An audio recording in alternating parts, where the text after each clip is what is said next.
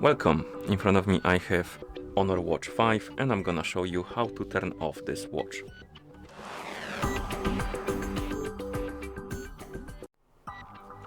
To turn off this watch we need to press and hold the crown button and keep holding it until the menu appears on the screen. It takes about 5 seconds I would say.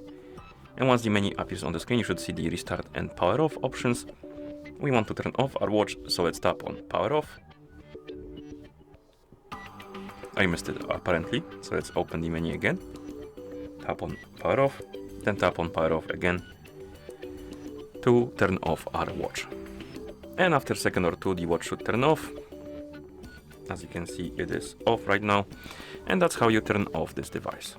Thank you for watching.